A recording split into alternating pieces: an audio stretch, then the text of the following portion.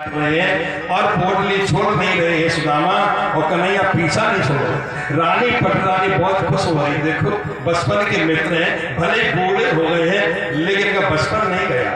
कितने आनंद से बातें कर रहे हैं। बड़ा दौड़ लगाई, उस सुदामा पोटली को पकड़ के धीरे भागते भागते पलंग के नीचे घुस गए और कन्हैया भी नीचे घुस गए और कन्हैया ने पोटली को छीन लिया और जैसे पोटली को छीना है तो सारे चावल बिखर गए हमारे और चावल बिखर गए, फट गया, झटका लगाया तो भगवान ने एक मुट्ठी भर ली चावलों को भर करके भगवान एक मुट्ठी चावल खा गए और दूसरी मुट्ठी भगवान ने भरी तो दूसरी मुट्ठी भी खा गए। तीसरी मुट्ठी भगवान ने भरी तो रुक्मिणी जी ने हाथ पकड़ लिया। हाँ अच्छा देखो, कवि ने तो लिख दिया है कि रंग कहीं आप समान कियो चाहत आपन होने को ना, बिल्कुल गलत। क्यों? लक्ष्मी कभी रोक नहीं सकती ब्राह्मण के दान देने से। लक्ष्मी कभी नहीं रोक सकती है। लक्ष्मी इतनी घटिया बात कभी नहीं कह सकती है कि तुमने रंग को राजा बना दिया, तुम भिखारी होना चाहिए। काहे को वो लक्ष्मी रोकेगी? वो सब जानती है कि ब्राह्मण की कृपा से मैं द्वारका में आ गई, नहीं तो सुष्पाल के यहाँ जा रही थी मैं।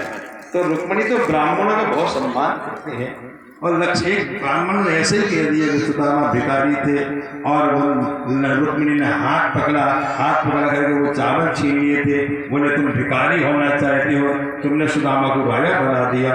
तब रुक्मिणी लक्ष्मी बनकर गई और उस व्यास ने जो कथा कह रहा था उसको सपना दे रहे, पंडितों हमें क्यों बदनाम करते हो?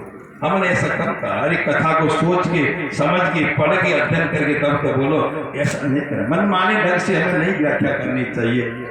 तो फिर हाथ तो पकड़ा था क्यों? लक्ष्मी ये कहना चाहती, रुक्मिणी जी ये कहना चाहते, ठाकुर जी बोले हाँ सुदामा के इतने स्वादिष्ट तंदुल हैं, इतने स्वादिष्ट चावल हैं, तो क्या आप अकेले ही खा जाओगे? हमें ये प्रसाद नहीं मिलेगा क्या? हम रानी पटरानी सब कब से खड़ी हुई हैं, आप खाते जा रहे मस्ती में, आप देख ही नहीं रहे हो।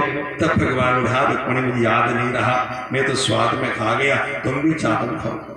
तो रुक्मिणी जी को लेके भगवान ने चावल दिए, रुक्मिणी जी ने भी खाए हैं, सत्यभामा जामवती सब ने चावल खाए, बड़ा स्वादिष्ट है। भगवान बोले रुक्मिणी एक काम करो, क्या जितने चावल ये बिखरे पड़े हैं पलंग के नीचे, पूरे हॉल में चावल बिखरे मिले, हाँ सबको समेटो। आठों पटरानी भाई सबने चावल समेट के रखे बस और बोले इसको लाल कपड़े में बांध करके रख दो। क्या करें? लाल कपड़े में पोटली बना करके इनको रख दो लक्ष्मी जी। और सुनो, जब भी मैं भोजन करने के लिए बैठूं तब इस पोटली में से एक एक दाना मेरी थाली में रखा, भोजन की थाली में रखा करो। जब तक दुनिया में रहूंगा तब तक सुदामा के चावलों को हमेशा भोजन के रूप में मैं उपयोग करता ही रहूंगा।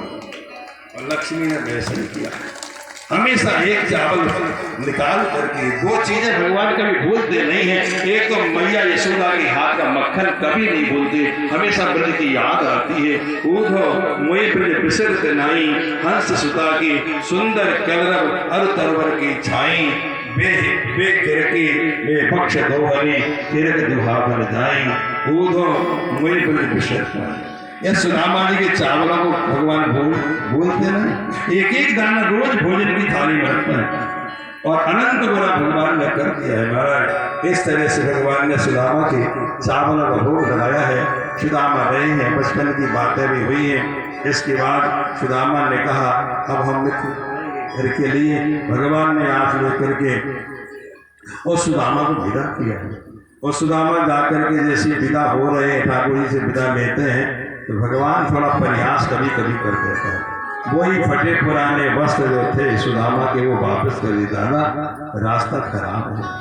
भगवान बड़ी कठोर परीक्षा देते हैं, रास्ता खराब है इसलिए तुमने जो ये आभूषण चांदी सोने के पहले वो उतार के रख दो। उतार वो फटी फटाई सी धोती सी डलवा के भगवान ने डलवा दी थी, सुदामा को प्रदान कर दे। सुदामा ने कहा कोई बात नहीं है, अयम ही परमो लाभ उत्तम श्लोक दर्शनम, मैं तो दर्शन की कामना लेके आया था और हमें तुम्हारा दर्शन हो गया है, बस सुदामा चल पड़ा है। और जैसे सुदामा जा रहे थे भगवान का भजन करते, भगवान पीछे पीछे आए हैं और ठाकुर जी ने आकर के सुदामा के गले में हाथ डाल दिया, जोड़ी लगे जोड़ी।